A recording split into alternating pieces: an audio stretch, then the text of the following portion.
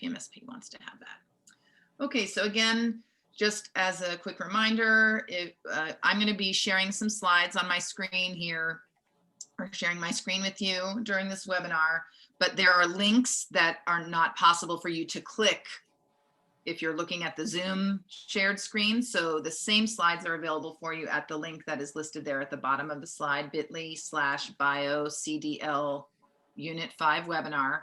So if you want to click on links, either during this presentation or afterwards, that is the URL that you will want to go to.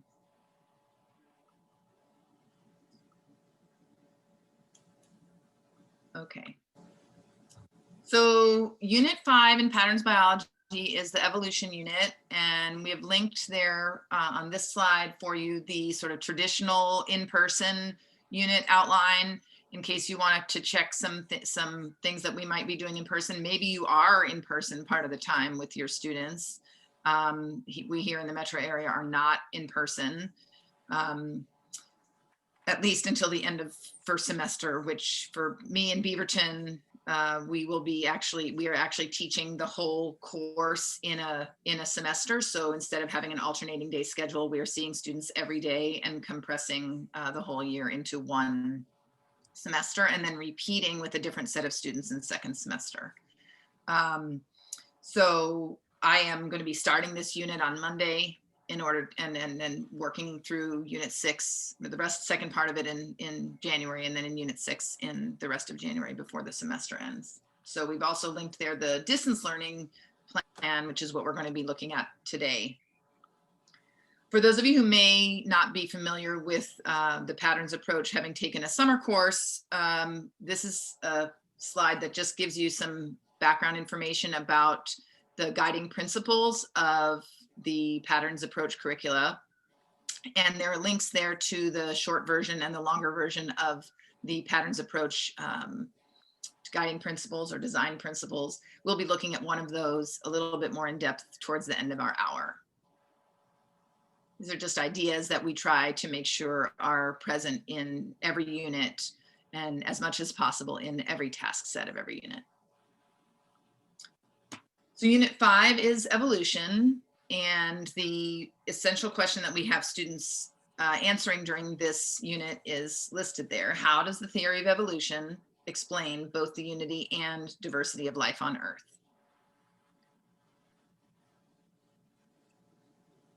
And the main goal for students in this unit is to explain that all life is related and that populations are changing, and that this changing of populations or within populations doesn't happen on a short-term scale. It happens over a long term. And we focus, one of the guiding principles or design principles is relevance for students. And so we have selected the phenomenon of the wide variety of human skin colors as the anchoring phenomenon for this unit. So that's kind of, then that particular phenomenon kind of is bookended here. We'll talk about it in task set 1, and then at task set 6 with some other explanatory components in the middle. So we're going to go ahead and just jump right in to what each task set will be including or includes in this distance learning version of this unit. The first task set has been revised from the in-person unit. Some of the materials that we had in that unit were based on Flash, and as I'm sure that you're aware, even just this week, more and more Flash-based activities on the web have been, are not available anymore because Adobe is not, I should say Google and all of the things are no longer working with Flash. It's been a planned obsolescence for the last 3 years, and this is the time right now when all of that is going to be made permanent. So we had a really great activity here about sorting faces, and that unfortunately is no longer available. So we have pivoted and have shifted, trying to incorporate some of the same information into a new task. So students in this task set are still going to be investigating race and racial categories. using the ambiguity of facial phenotypes for categorization by race.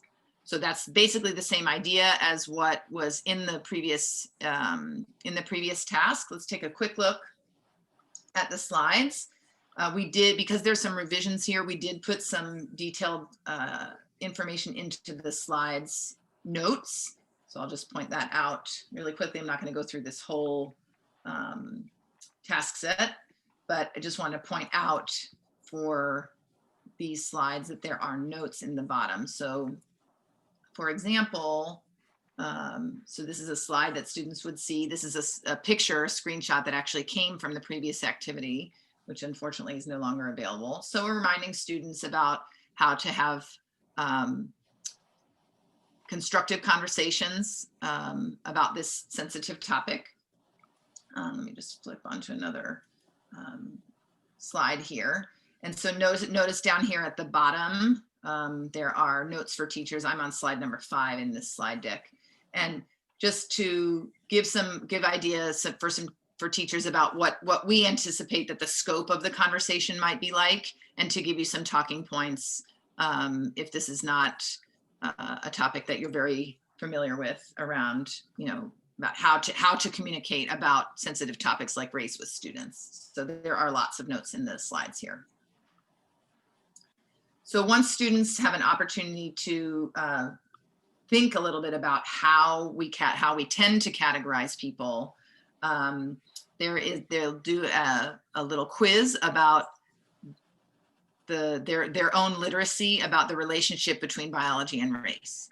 And so I've set that up as a Google form so that you can actually, as the teacher, show what students think, and then talk about what the actualities are in terms of there being no connection, in fact, between biology and race.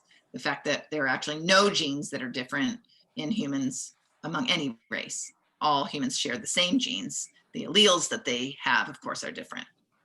So then there are a couple of options. There's a film clip that you can choose to show with questions. It's from the Race, the Power of an Illusion series, which was done. It's quite old now. I think it was done in the early 2000s, but still very valid information there. And we've selected a 15-minute clip from that. That was actually in the previous version of the curriculum before CDL, but that is a choice that you have to include that. And then the main part of this task set is really around an article which was written in 2018 by a graduate student at Harvard Medical School, I think she's doing a master's in public health. And the title of the article is How Science and Genetics Are Reshaping the Race Debate. There are 2 versions of this article. One of them has embedded questions in it, and the other one does not. We've also, in the Canvas course that we've set up, if your district is using Canvas and you're using our Canvas shell, we have set up a Canvas discussion board for this topic. So you as the teacher have some choice about how you want to present it. If you want to do it in breakout rooms or jigsaw it, or whether you want students to individually read the article and then respond to the discussion post, you have some options there. That's an article that was in the previous in the in-person version as well.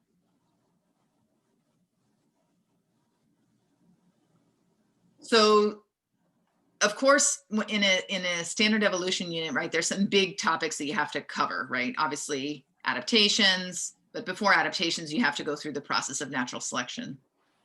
And the great thing about this natural selection task, which is not very much changed from previous versions of the curriculum, is that the rock pocket mouse example about natural selection actually uses exactly the same genes. The same genes are involved in coat color selection in rock pocket mice as in human melanin production. MC1R is the same gene in both species. So even though we don't focus on the genetics here, they are discussed in the HHMI video that is used.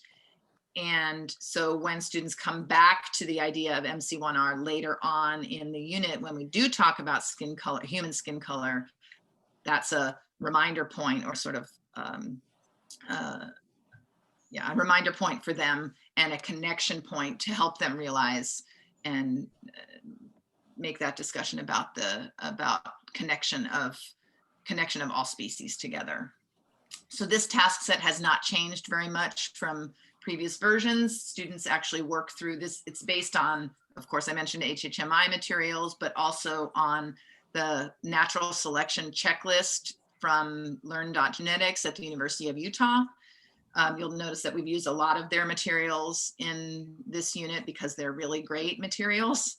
So the natural selection checklist I have found is a really great resource, and we introduce it here.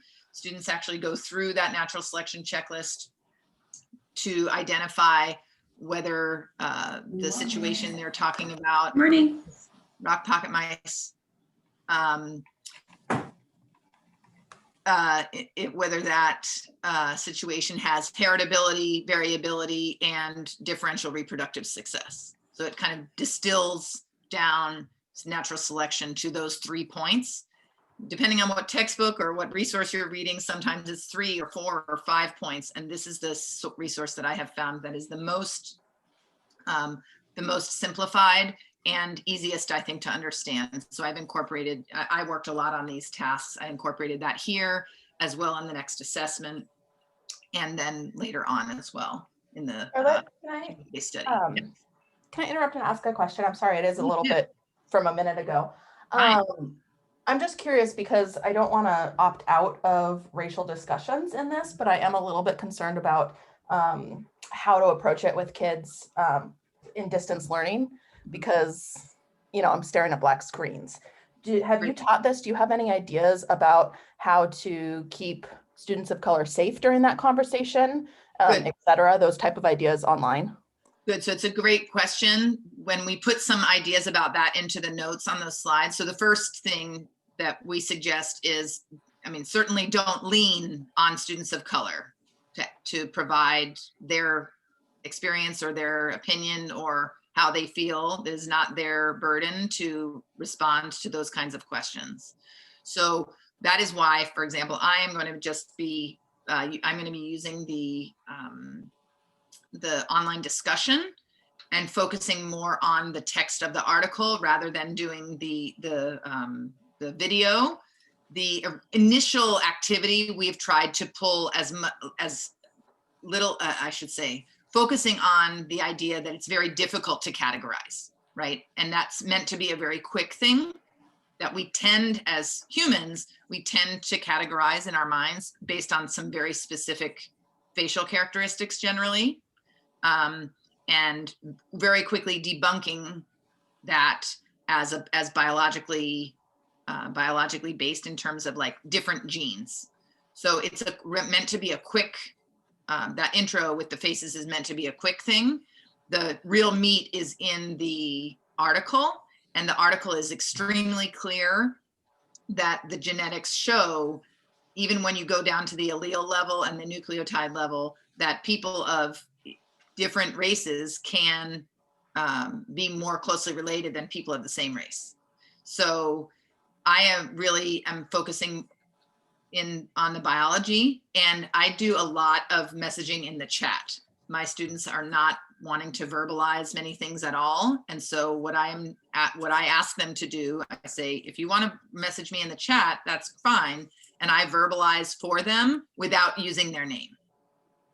So that's one thing that I have done successfully. I have not taught this in this format in distance learning. I'm going to be doing it on Monday, so I guess I can report back. But it is definitely okay. So if Google Meets only has fully public chat, then that's definitely a challenge. I'm not sure how I would. I'd have to think a little bit about how I'd handle that. Yeah, Patty says if your district allows it, you can adapt it to Pear Deck, and then they can respond so that only the teacher sees. We did try to put as many talking points as possible to give teachers words that they can utilize really to focus on, things to focus on so that things don't potentially go the wrong way. But it's a tough thing for sure, especially if you haven't had a lot of practice in trying to, and I haven't had a lot of practice, and none of us have had practice doing this on the computer, right? Unless you happen to do some of these types of things last spring. So we did write an assessment here around natural selection, again, using materials from Learn.Genetics for students to actually then have a choice of 3 different options. This task, let me just go ahead and quickly open it here. It's a Google Doc where students actually have a choice from these 3 options. Each one of them represents a potential example of natural selection. And the students this document actually contains all of those options. So the first one is about color blindness, and it represents some data about color blindness about an island group in the Pacific Ocean, excuse me. And in each case, students need to analyze text and then make a graph of the data, and then write a CER about whether or not the example supports the 3 components of the natural selection checklist, and therefore is an example of natural selection. So there are some examples among these 3, and there are some counterexamples. So students only have to pick one of these to complete, but they have the opportunity to look at all of them before they select which one they would do. I collect this as an assessment for knowledge and understanding around natural selection rather than the pocket mouse task.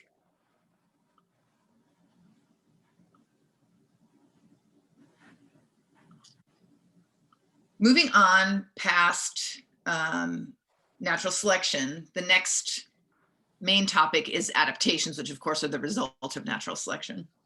So there are some familiar items in this task set around antibiotic resistance. That's the theme, but we have shortened this task set dramatically, and also included a new item that again comes directly from Learn.Genetics at the University of Utah about exploring misconceptions about adaptations.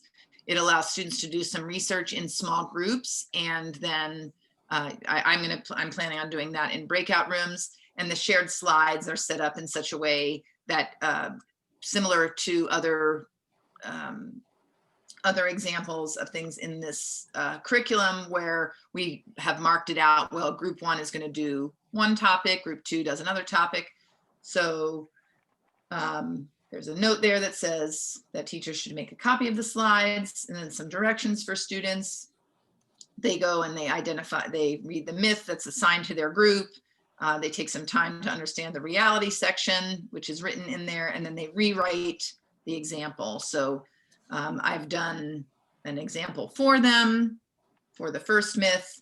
So this one has to do with the lining up of genes. And so I pulled in an example image or a picture that shows some of that. So this is the sort of the example that I would give to students.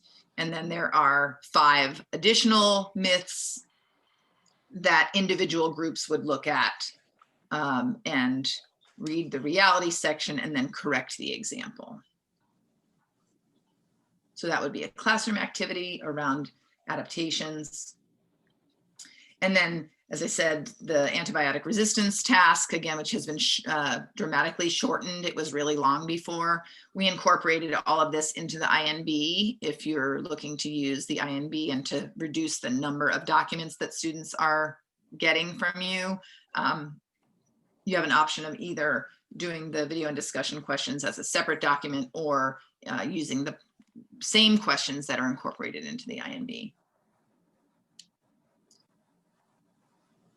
This uses the, sorry, just back up just a second. If you're familiar with the Harvard video that has they made a huge agar plate and put different amounts of antibiotic into different sections of the agar plate, and they observe over a time lapse, they observe the motion of the movement and growth of bacterial strains as as mutations appear that allow those bacteria to be more and more resistant to antibiotics. It's pretty dramatic. We pulled out the part that had to do with hospitals. We thought that was a little bit too sensitive for right now. Task set 4 is about speciation, and we think that this is a task set that should be looked at as optional if you have time. When I look at the NGSS around evolution, this to me is the one that's probably least important for us to look at during a time when we're probably not going to get to all the standards. So this one uses the HHMI lab about the lizards and reproductive barriers. I personally don't think I'm going to have enough time to do this task, so I'm going to be skipping it. But you have the links there to see what it is that you could do if you choose to do it.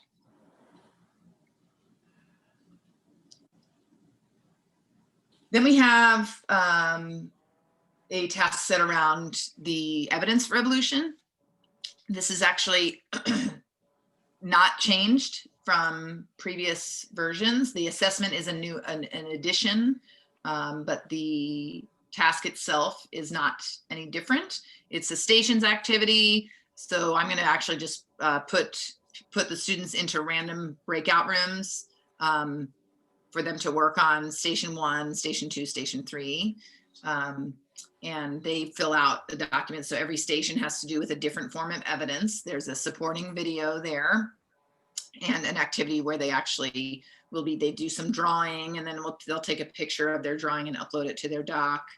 So they look at fossil evidence, and they look at embryological evidence, and they look at DNA and protein evidence, all those sorts of things. Each type of evidence is a different station.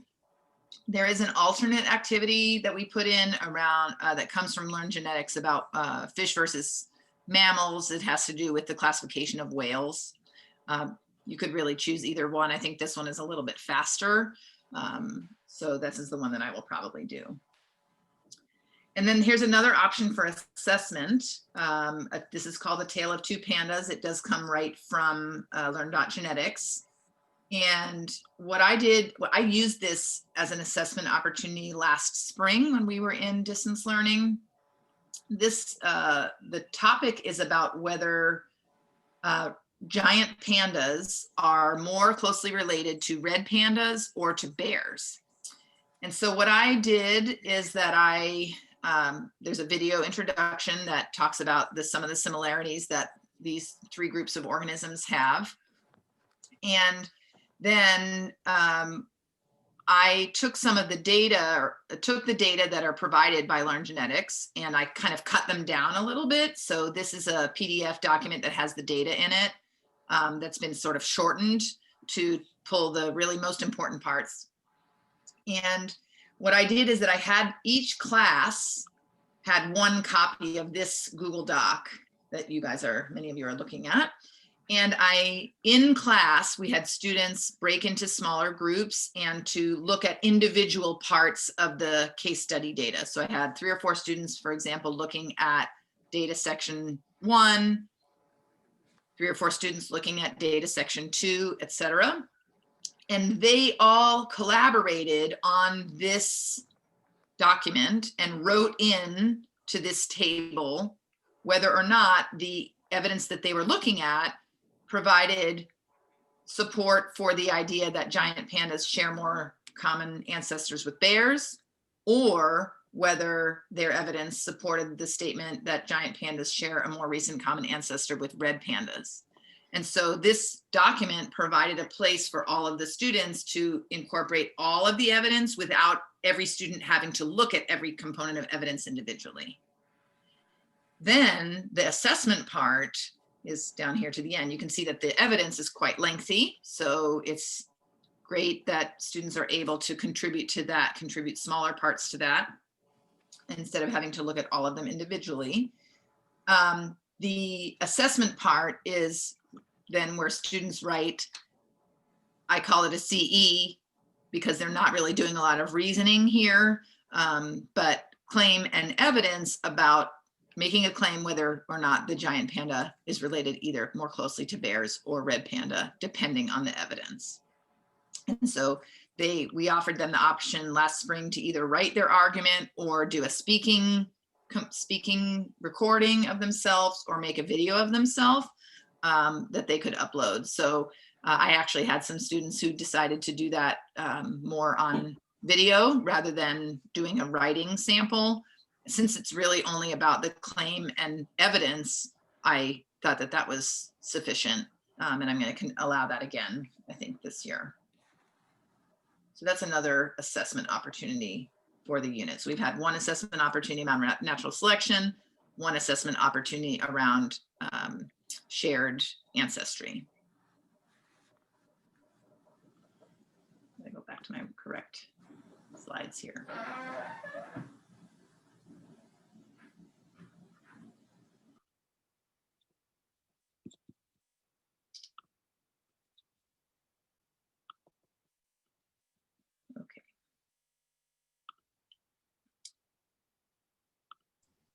Charlotte, did you say that you're going to do both of those activities from TS5, or either, or I was like the Panda one and the evidence for evolution? Good. So I'm going to do both of those, Secret. The evidence one is kind of the learning option or the learning opportunity, and then the Panda is the assessment. So students will do the evidence for evolution at the stations activity like in class, and I think that might take a couple of days because it's like there are 6 stations. And then they'll take out of that what they take out of that, and then I'll be able to assess their knowledge or assess their ability to look at all of those types of evidence with the assessment. So I won't pick up the stations activity for a grade. I have them turn it in, and I just mark it whether they turn it in or not. And it has no bearing on their grade. I only grade the assessment option.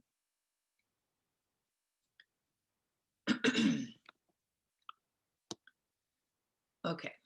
So at the end of the unit, so this is, you'll see that, we're compared to some other units, which have, 8, 9, 10 task sets. Here we only have 6. Right, so we've really tried to compress as much as possible. I know that with how things went last spring, some of us didn't get to evolution at all in 2019, 2020. So we were really trying to be conscious about making sure that this unit had absolutely the essentials in it, to be sure that students are going through a biology course, making sure that they're having an evolution unit. So the last task set here is task set 6, which is a case study that was we've had this case study in the curriculum for quite some time, originally from the National Center for Case Study Teaching and Science, which is at the University of Buffalo in New York. And then HHMI, of course, has a short film and a whole bunch of resources around human skin color.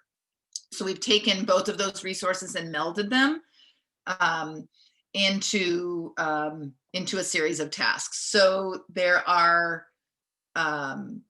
a Google Doc that contains the text of the case study that actually links students to the components or portions of the HHMI film, which introduces Nina Jablonski, who is the anthropologist who came up with the idea, or put together the ideas, I guess, about latitude and vitamin D production and folic acid or folate.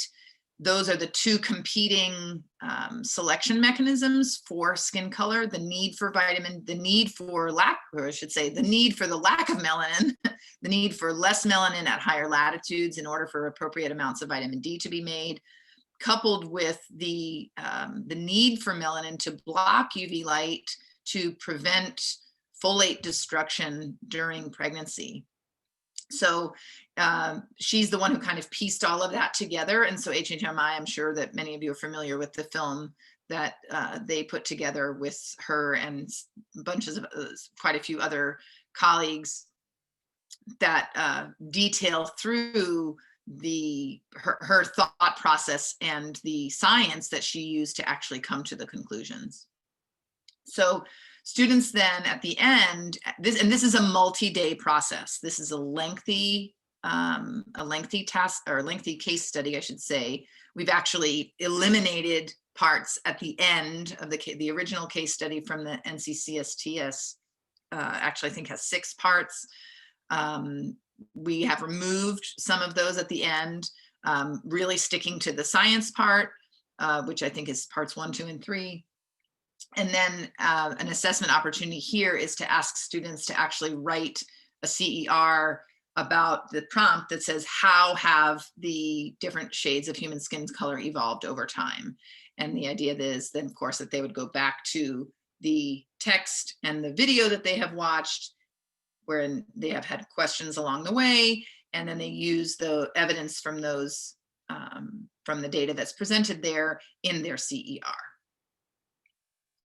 So this, again, this loops back to pocket mouse, of course, because MC1R is the same gene that controls human skin color as controls the production of melanin in, or it's a melanin receptor. It's called the melanocortin-1 receptor. It's a receptor protein that determines more or less whether or how much melanin a person makes, or also a mouse. Let's take a look. I'm asked to open up this case study. It's possible that there are some issues. Let's see. Secret, what looks strange in your copy? We'll scroll down. I'm just finding that there's a bunch of empty pages, or it's not loading. I'm not sure. Let's see. After the first one, I keep going and I don't see a whole lot. Nope, yours is there. Nope. Yeah, mine's not showing up for some reason. Huh. Is anybody else having that problem when you open it, that they don't show up? I'm just seeing a bunch of blank when I try to scroll down. I see the first one and that's it. Huh, that's interesting. Looks like some other people are on here. Maybe they can give us some feedback. Yeah, it should be 5 pages. Devin says he can see it all. I'll make a copy and see if that helps. Okay, it may just also be, there are quite a few diagrams in here, Secret, so it may just be a bandwidth thing that if you're running a whole bunch of other stuff at the same time, I don't know. But it's a good opportunity for us to take a look at this. So this is, you could actually piece this out as works with your schedule. Here's an example. This section says, watch the film from this timestamp to this timestamp and pause when she says blah, blah, blah. The film is linked here. There also are some slides that I'm still working on. I'm still working on getting the slides done. It's in our slideshow here. It says slides and videos for student support is in progress.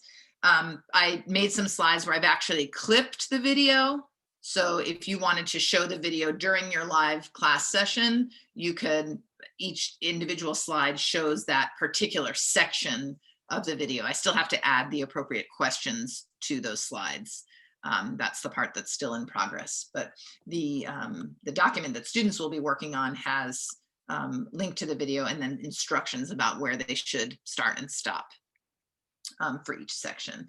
And then there is a sort of these stop and respond questions at the end of each section. So what I am planning on doing is what I did last spring, is to bring students back together for watching the video component and then pushing them into their groups with whom they're pretty familiar. I changed the groups twice this semester, so they basically every month had a new group. So they will have been with this group for a while when they get to this topic. So they'll be pushed out into those breakout rooms to work on, in this case, questions 12 and 13. I'm looking at the bottom of page 3 if you're looking at the task. And then I would bring them back, hear a report out from a group or maybe 2, and then push them back out for the next section.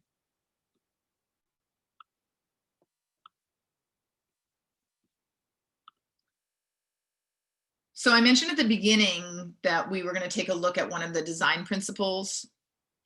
And here we are at that moment. So we're going to look at here at design principle number 5, which is culturally responsive. And here's the question that I'd like you to reflect on briefly. And you can either write your answer in the chat if you prefer, or unmute after a minute or 2 and share your thoughts. So the question is, how can we build upon students' interests and identities to enable equitable and meaningful experience for all learners?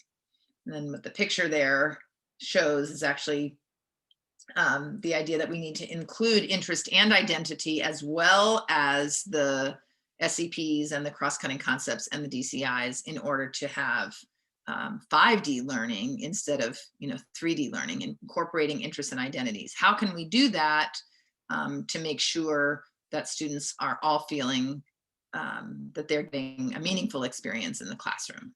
So think about that. If you'd like to write an answer and put it in the chat to share, that would be fine. Or in a minute or so, we will give an opportunity for people to share verbally.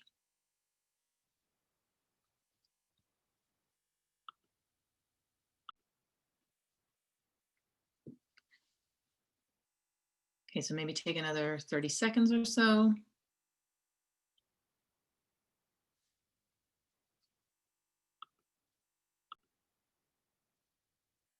All right, so we've had a couple of people who've shared in the chat.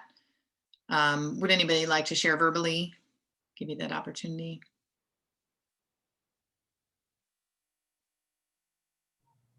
I don't mind speaking up a little bit. Thanks, Troy. So I come from a pretty rural part of Oregon, and we kind of have more of a monoculture here with our students, not a whole lot of diversity. But having said that, with our smaller class sizes, we're able to connect with the kids. I'm their only science teacher starting in 7th grade, so I know them pretty well. So almost every lesson I try to incorporate their interests and identities within that. Some of them identify strongly with sports, some of them with outdoor activities, with hunting, fishing, snowmobiling, or whatever. But we try to find examples and things in their everyday life that they can connect to a little bit better. And not necessarily related to anything with our lesson here, but I also try to open it up at the end of the class for just a free discussion or question where they can ask anything that's not related to our lesson. And sometimes those are our best discussions and things that the kids are most concerned with. Absolutely. I think that's a great idea. And you can take those cues from students to incorporate potentially into other things that you had already planned. I think that's a great idea. That's, for me, the most difficult thing about comprehensive distance learning is not having those connections. I mean, you're very lucky, Troy, that you know your students so well. I mean, I have students that I still don't know what they look like. So if I were to, in the fall, if we go back to school, cross them and pass them in the hallway, I wouldn't even know that was that person. So that's definitely challenging. I think that, so several people have put some information in the chat, right? Anything that we can do that has to do with humans, I think, is naturally interesting. So Jason, I definitely connect with your thought there, and that's one reason why in the genomics unit, we've made it so human centric, because frankly, most students don't even know that peas can be yellow. So the idea of Mendel, for example, is very far removed. So really trying, and Devin, your point there is coming here too, right? Be really intentional about connecting what we're learning to the world we live in, and specifically now, right? So just that actually is a plug, an opportunity for me to tell you that we do have people in the team who are working on a vaccine literacy lesson. It probably won't be ready till after the break. But that is something that we're working on, knowing that they're probably hearing about SARS-CoV-2 vaccine and, thinking about when they might get it or when it might be available to allow us to go back to school. And so just a plug for that is on their way or on its way. But I think really the most important thing is to try and have positive classroom culture. That's really what Miranda was trying to say, I think, in her response. I mean, making sure that as much as possible, we're keeping the classroom, whether it's in person or virtual, that safe and positive place. When we're talking about some things that are addressed in this unit, that might be hard. But also making sure that we as teachers are reflecting on what our own learning, the learning that we have to do. I mean, that's definitely all happening all the time for me. I think that's really important. And I think, well, let's see, Patty, you responded first, picking examples about natural selection that might come from something of their interest. Or from their ancestral homeland. That is an amazing example.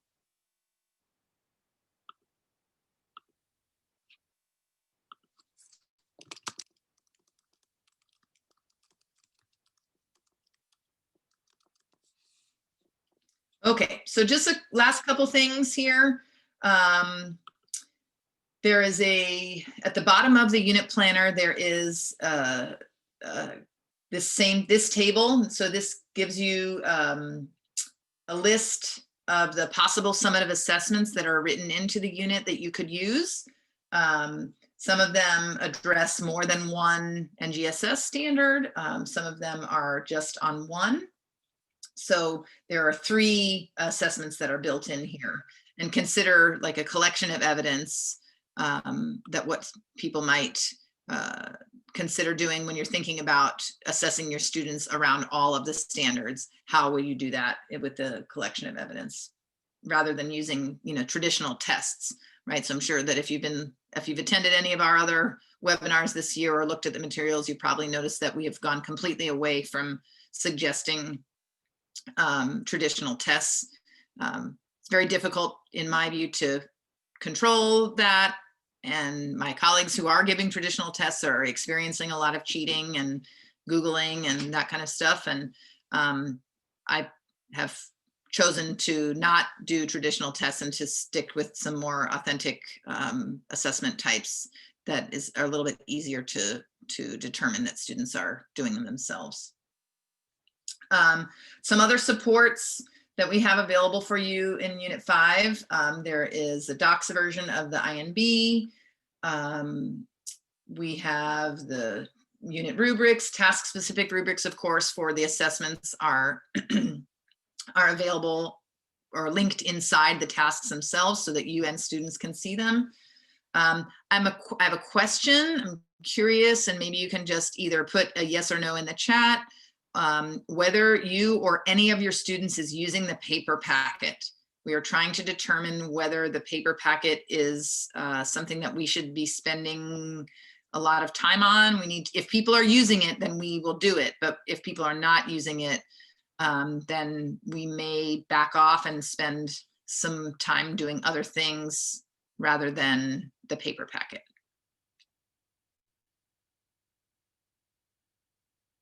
So yeah, you can just let me know, or if you can send me an email or anything. Okay, good. Okay, so thank you, Linda, so Linda's saying she's using it in some situations. So, okay, so that tells me that we need to do something, but it does look like it's like it's not used in a majority of situations. Okay. The other thing that I wanted to let you know, if you weren't aware already, that we are publishing a Canvas shell into the Canvas Commons. So if your district is using the Canvas LMS, you can download the Canvas shell, which has some suggested flow of lessons and timing and things like that. You can search it in the Canvas Commons by searching for Patterns Biology Unit 5. And this one is specifically marked for CDL. And then there's also the unit tracker. This unit tracker is included in the IMB. I don't use it separately, but some people like to use it separately. It's kind of a reflection opportunity for students at the end of every task set. Most of you, I think, already have access to the Teachers Only folder. But if you do not yet have access to the Teachers Only folder that has some student examples in it and from previous tests and keys and things like that, you can fill out this form, bit.ly/teachers only patterns, and that will send you to a Google form that basically just we ask you to tell us where you're a teacher and give us a URL that proves that you're a teacher there before we give you access to those things, because we do want them to stay teacher facing rather than student facing. So we have a couple of minutes left. I'm willing to stay on if you would like, but also want to respect your time. Any quick questions before 11? Or if you have something that's a little bit longer, I'm happy to stay on to answer.